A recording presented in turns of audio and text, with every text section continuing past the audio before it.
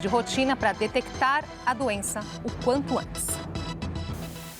Já faz 17 anos que o Sr. Hélio vem a esse Centro de Referência de Saúde do Homem fazer exames preventivos. Verifica como está a próstata e o sistema urinário. A doutora avalia os exames e conversa com o paciente para saber como ele se sente. O constrangimento pelo fato de ser uma médica e não um médico ficou lá no passado. O temido exame do toque impressiona pela rapidez. Em menos de 5 segundos, a doutora examina a próstata, que felizmente está dentro da normalidade. Depois que o homem faz a primeira vez esse exame, ele vai perceber que não é tão constrangedor assim, que não é do outro mundo o exame, que é uma coisa simples, rápida e que não é doloroso, nada disso. A prevenção é muito mais importante do que deixar acontecer, né? Uma consulta anual e alguns exames. São cuidados simples, mas 60% dos homens não fazem qualquer tipo de acompanhamento preventivo. E quando chegam aqui, a doença já está em estágio avançado. O fato de não procurar ajuda numa fase que você não sente nada, só procurar numa fase mais que já começou a sentir sintomas, às vezes te prejudica porque você pode acabar procurando numa fase muito tarde, para cura principalmente. O Centro de Referência em Saúde do Homem de São Paulo é um serviço público. Atende 3.000 pacientes em consultas e faz mais de 300 cirurgias por mês. A unidade ainda oferece exames de imagem. As principais doenças tratadas aqui são problemas de próstata e cálculos renais, que respondem por 30% dos atendimentos cada. Disfunção sexual aparece em seguida, com 20% dos casos. 15% dos tratamentos são casos de câncer e os 5% restantes correspondem a outras doenças. O Sr. Hélio faz parte de uma estatística curiosa. 70% dos homens que buscam atendimento chegam acompanhados da mulher ou de algum familiar. Ele veio arrastado pela esposa, Dona Sônia. Sempre insistam, porque é necessário esse exame. Esse exame de prevenção é muito importante para a nossa saúde. Ela entende a preocupação com a saúde do marido como um ato de amor. Vocês também. Obrigado. Tchau. Para falar com a gente sobre o câncer de próstata, recebemos Celso de Oliveira, diretor da Sociedade Brasileira de Urologia, seção São Paulo, e professor da Faculdade de Medicina da Santa Casa, também de São Paulo. E também aqui com a gente, Oswaldo Martins Rodrigues Júnior, psicólogo e diretor do Instituto Paulista de Sexualidade.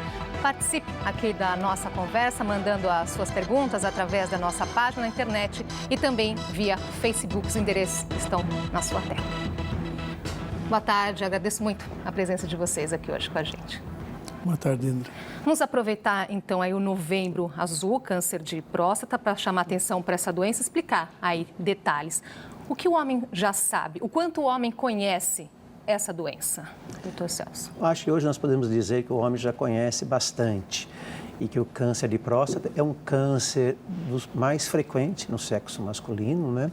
E que a mortalidade do câncer de próstata, quando não feito o diagnóstico, numa época precoce, no início da doença, ela é alta.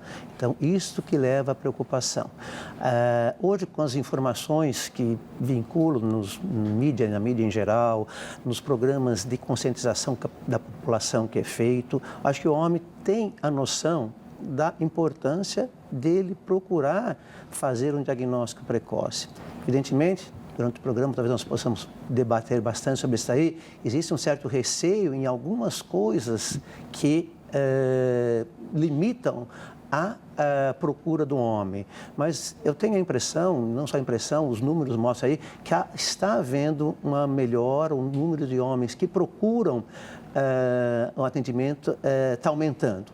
Evidentemente que não é ainda o número ideal, o número desejado, mas que está aumentando. Quer dizer, então, já foi muito pior, está melhorando, mas ainda assim tem um longo caminho, né? A reportagem ali falou em 60%, né, do número de homens que chega já em busca de atendimento, vão em busca do médico, quando a doença já está aí num estágio avançado. Mas ainda existe uma outra coisa, são mecanismos individuais que fazem com que muitos homens, primeiro, não façam uso da informação. E, em segundo lugar, também não estejam preparados, nem desde criança, a compreenderem que precisam cuidar de saúde e cuidar de saúde básica. É mais incomum homens procurarem tratamentos médicos gerais. Se nós compararmos o número de ginecologistas e de urologistas no país, isso demonstra que os homens não procuramos médicos específicos. Afinal de contas, doutor, quantos urologistas temos no país? 4.500? 4.500, por exemplo. Quantos ginecologistas? Quer dizer, nós homens também não temos essa situação social que diz assim, os homens também precisam procurar Para entender isso, acho que vale tratamentos. até fazer um paralelo aqui, que nós sempre costumamos abater nesse assunto aqui no JC Debate. Nós fizemos no mês passado aí o Outubro Rosa, agora Novembro Azul. Para a gente ter ideia assim, da eficiência dessas campanhas, o quanto as mulheres têm o engajamento e os homens, doutor Celso? Isso a gente vê bastante na mídia, se fala bastante, que a mulher tem uma facilidade maior em procurar um serviço médico que o homem. Isso talvez seja um aspecto cultural, talvez o doutor Oswaldo possa explicar bastante sobre isso daí, mas o homem, por ser tradicionalmente o responsável pela família, numa época anos atrás, que a mulher não trabalhava, então era muito difícil o homem se ausentar do trabalho porque ele foi no médico, porque ele ficou doente, então tem aquela cultura que o homem não pode ficar doente. E isso daí que eu falo, isso aí está melhorando. Hoje o homem procura um pouquinho mais atenção com a sua saúde. Só que tem alguns detalhes importantes. A mulher tem mais facilidade em fazer várias coisas no mesmo dia. Então a mulher consegue levantar cedo, arruma as coisas da casa, leva as crianças na escola, vai no cabeleireiro, vai no médico, volta, passa no shopping center, compra alguma coisa. O homem, para ir no médico, ele marca um período do dia, ele reserva só para fazer aquela consulta. É o que dificulta, mas eu vou perder metade do meu dia só para ir numa consulta? Não precisa, ele pode marcar consulta em meia hora, 1 hora, realiza a consulta e volta para casa com satisfação por ter realizado a consulta, feito os exames. Então, essa é uma questão cultural. Mas a gente está melhorando, acho que as campanhas que estão sendo feitas melhoram. A Sociedade Brasileira de Urologia recentemente fez uma pesquisa e que mostrou que homens com mais de 50 anos, 51% desses homens nunca foram a um urologista. O que, na realidade, é um erro. A gente, inclusive, defende que não só o homem com mais de 40, 45 anos vá a um médico, vá a um urologista, aí já fazer um diagnóstico do problema de próstata, mas até o adolescente, porque o adolescente pode ter algum problema da parte sexual, algum problema da parte genital, e que ele tem vergonha, muitas vezes, de conversar com o pai, com a mãe, e vai aprender aonde? Vai tirar a sua dúvida aonde? Na internet, com o colega.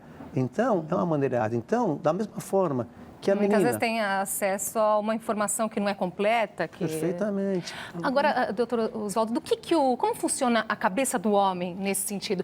Ele tem medo do quê quando falamos da saúde dele, do câncer de próstata? Então, nós estamos falando que tem pelo menos 2 mecanismos envolvidos. Um é um cultural. Então, oferecer informação é uma parte da história. Mas eu poder absorver a informação depende de como eu lido com a realidade.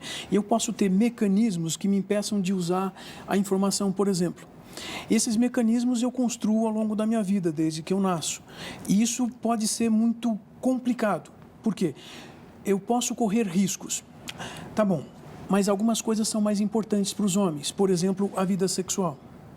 Ainda existem homens que vão pensar nessa história de um exame de próstata e vão cair com um pensamento falso de que ele vai ter uma atividade que soa com que ele pareça homossexual.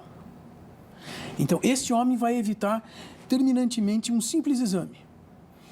Ele pode ter um outro mecanismo que diz: puxa, e se eu descubro que eu estou com um câncer de próstata? Bom, a gente ouve informações.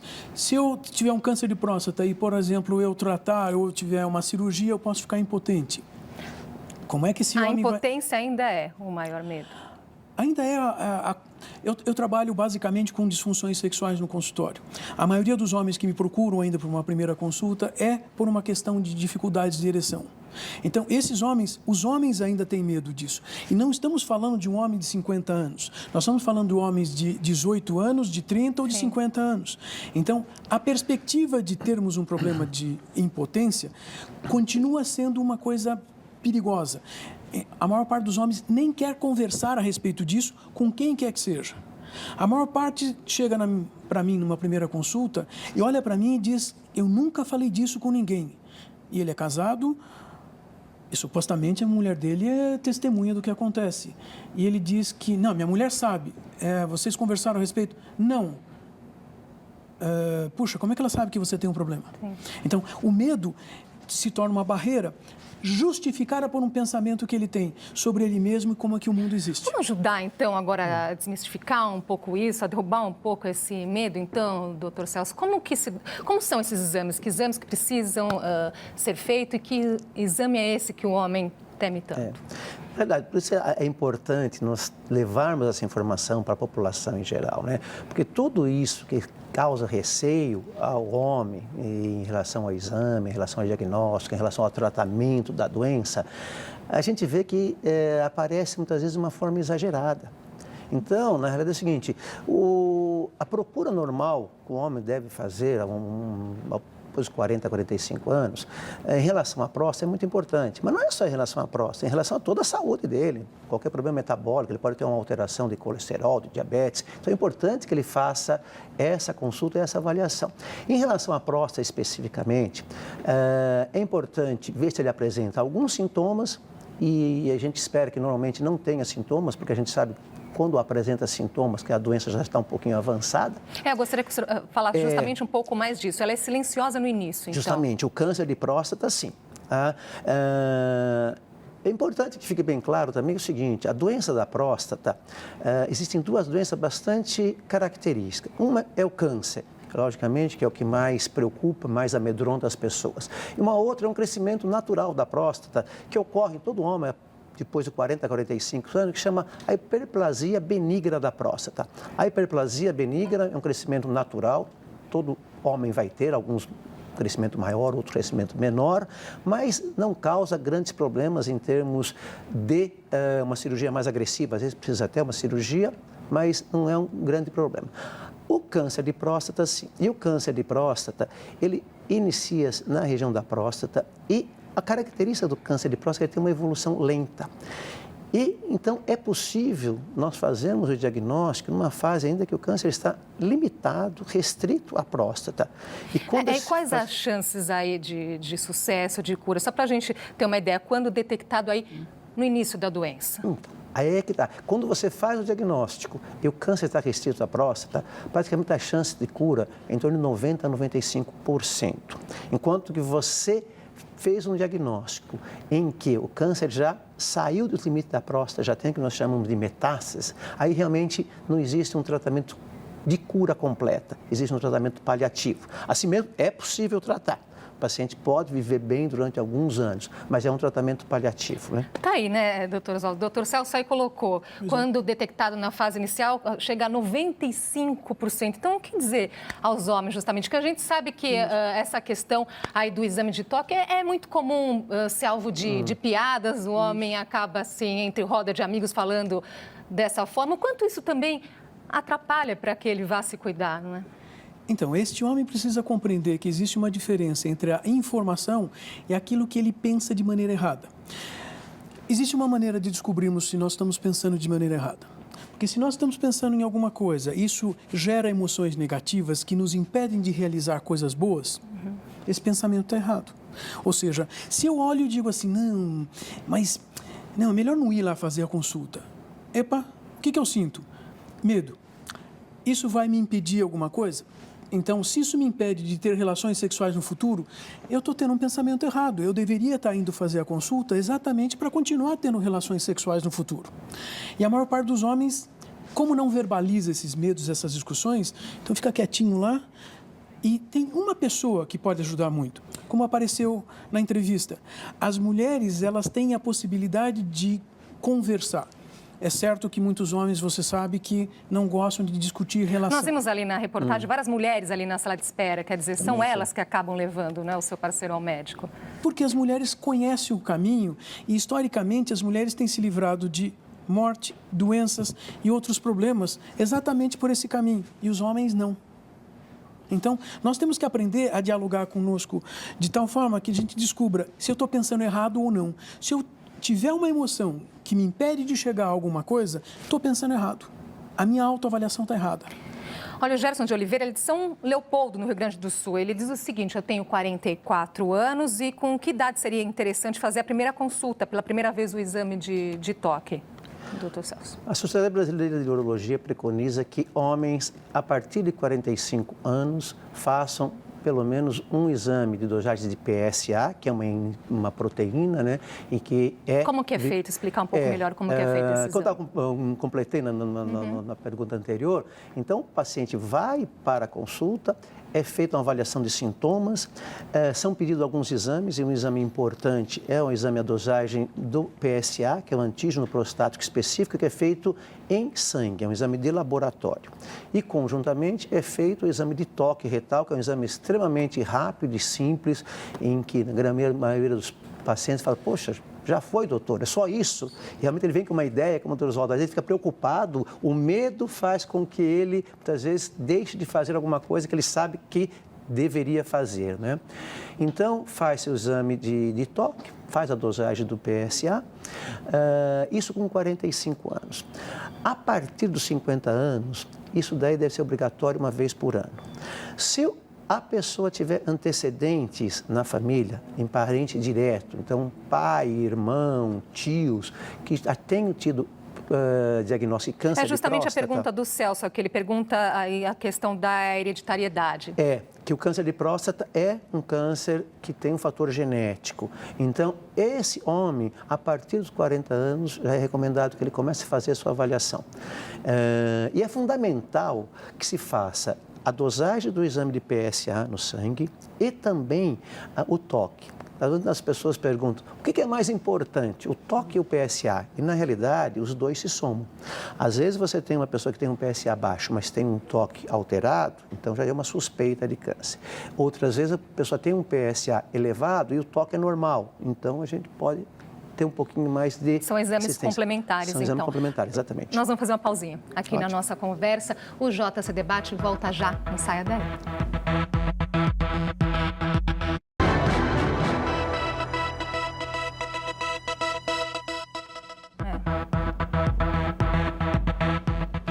Já estamos de volta com o JC Debate. Hoje conversamos sobre o câncer de próstata com a gente, Celso de Oliveira, diretor da Sociedade Brasileira de Urologia, seção São Paulo, e professor da Faculdade de Medicina da Santa Casa de São Paulo. E Oswaldo Martins Rodrigues Júnior, psicólogo e diretor do Instituto Paulista de Sexualidade. E o repórter Carlos Biguetti foi às ruas de São Paulo saber com qual frequência os homens vão ao médico. Com que frequência você vai ao médico? Nenhuma frequência. Eu tenho problema de bronquite, porém, então eu vou, sei lá, a cada 4 meses, 5 meses. Quando eu completei 18 anos pra cá. Que eu me lembro, cara, eu acho que eu fui no médico, assim, porque eu tava ruim mesmo, 3 vezes, cara. Eu tenho que, pelo menos uma vez a cada 3 meses, né? Porque eu tomo um remédio para diabetes e também para tiroide.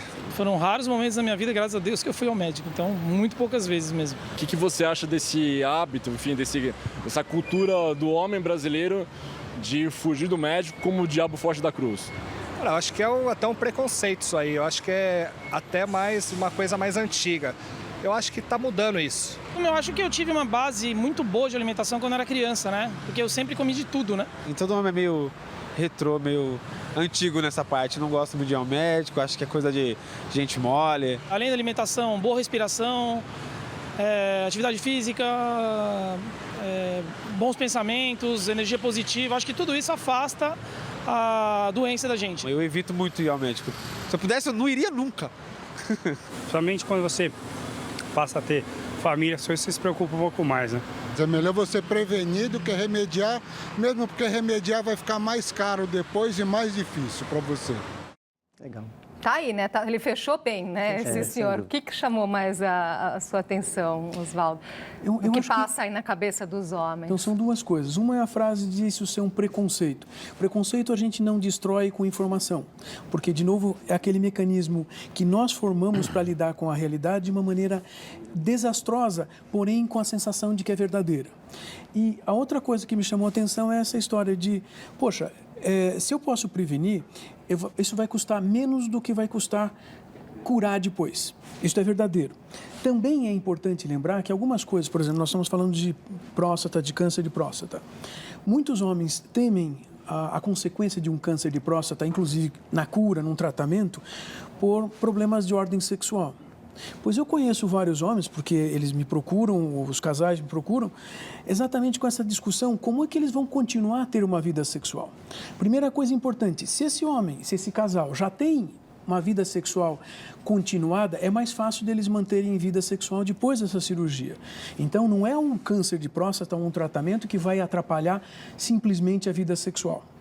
Vai atrapalhar, sim, esse mecanismo que eles têm de considerar que tem alguma coisa de errada que eles não vão nem cuidar, porque é melhor nem falar. A outra coisa é que mesmo que uma cirurgia venha a afetar fisicamente esse genital desse homem, existem várias formas de se resolver isso na sequência, do ponto de vista médico e do ponto de vista de casal, desenvolverem formas especiais para poderem ter um sexo que talvez nem tivessem antes. Doutor César, aproveitar então, né? O doutor Oswaldo colocou essa questão relacionando aí o câncer de próstata, o tratamento e a questão da relação sexual. Eu acho que é muito importante, muito bem lembrado pelo doutor Oswaldo, inclusive o seguinte, a gente sabe realmente a cirurgia de próstata, que é uma das formas do tratamento de câncer de próstata. Uma vez feito o diagnóstico, nós temos a possibilidade de tratar com cirurgia ou eventualmente também com radioterapia. Aí o médico vai discutir com o paciente qual é a melhor forma ou qual a melhor opção. Varia muito também de acordo com o tipo de tumor que ele tem, que tem tumores diferentes, né, em termos de agressividade, em termos de grau de diferenciação das células tumorais.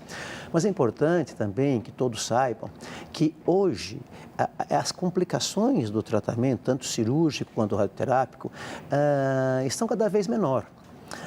Porque a cirurgia de próstata é uma cirurgia extremamente comum.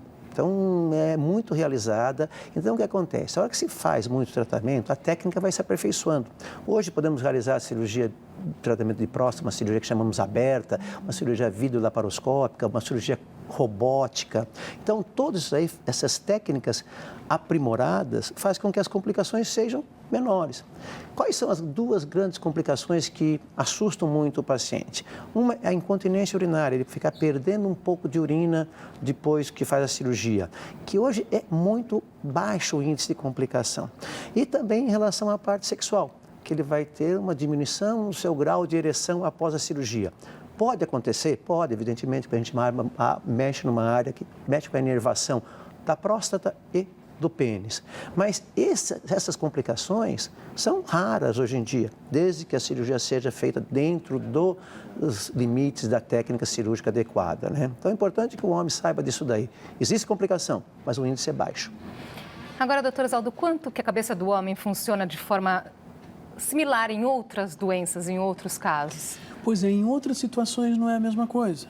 Porque se houver algum problema na mão ou no coração, rapidamente se procura um cirurgião, rapidamente se fazem todas as cirurgias necessárias, mas quando se fala de sexo existe uma preocupação prévia e um pensamento negativizado sobre as consequências dessa condição genital. A maior parte dos homens, se tiver qualquer lesão genital, já tende a pensar nas questões sexuais, no comportamento sexual a ser lesado. E veja, as complicações genitais, elas não são tão lesivas assim, ou quando sejam, existem formas de se recuperar a vida sexual desses homens, de maneira muito boa. E, no entanto, o medo antecipado vai ser o mecanismo negativo que esse homem não quer enfrentar e, no entanto, ele vai conviver com isso e vai se afastar até mesmo de tratamento de saúde. E é esse medo que leva a um diagnóstico tardio, em muitos casos? Esse medo leva a um diagnóstico tardio e, possivelmente, ele já esteja com outros problemas, porque esse diagnóstico tardio provavelmente vai ter outras complicações genitais que, possivelmente, afetem a mesma função que ele não quer que seja afetada. Quer dizer, ele não quer tratar uma coisa para evitar um problema, ele possivelmente desenvolva problemas também porque não está tratando. Agora, na questão da prevenção, doutor Celso, que papel tem aí? Podemos falar de alimentação, atividades físicas? Não tem Pode nada, ajudar? não tem nada efetivamente comprovado que vai causar ou facilitar o desenvolvimento do câncer de próstata. Uma época pensou-se que algum tipo de alimentação mais gordurosa, pudesse eventualmente aumentar a incidência de câncer de próstata. A gente sabe que não é verdade. O uso de alguns complementos, como vitamina E, o uso de selênio, algumas coisas, o tomate, falou muito que o tomate é uma substância, os legumes vermelhos, licopeno, podia prevenir o câncer de próstata, mas nada disso é comprovado. Então, não existe nada realmente que se possa falar, isto daqui vai prevenir ou retardar o aparecimento de câncer de próstata ou vai apressar o... apressar fumo e álcool, por exemplo? Não. O que sabemos já a respeito disso? Em relação ao câncer de próstata especificamente, a gente sabe realmente que não tem uma atuação importante. A gente sabe em relação em câncer de via urinária, a gente sabe de rim, de bexiga, o fumo principalmente é muito importante. Mas na próstata não está totalmente comprovado isso. Nós temos uns segundinhos aí para um recadinho final, então. Bom, então acho o seguinte, acho que é importante que o homem tenha essa consciência. E é importante lembrar nesse segundinho, lembrar o seguinte, que a gente está percebendo que o homem está cada vez mais bem informado e procurando mais. Acho que cabe também aos setores médicos do Estado, dos setores privados, acolherem mais esse homem que procura também o tratamento. Doutor Oswaldo. A sexualidade é uma coisa importante para nós homens, verdade? Então vamos prestar atenção nisso e vamos fazer com que isso seja positivo. Vamos procurar circunstâncias que facilitem uma boa vida sexual. Isso também implica em buscar saúde física e genital. Então, buscar esse tratamento ou fazer os exames anteriores, nós temos uma boa forma de melhorar nossa vida sexual futura. Vamos atrás disso. Muito obrigada por todas essas informações, pela conversa de hoje. É a minha dica e o meu recado final. É a dica aí de leitura, então, do livro do Dr. Oswaldo Rodrigues Júnior, Terapia da Sexualidade, algumas questões do diagnóstico e tratamento e temas base para atuação, volume 1 e 2. E o JC Debate fica por aqui. Nós voltamos amanhã, 12:30. Uma ótima tarde para você. Até lá.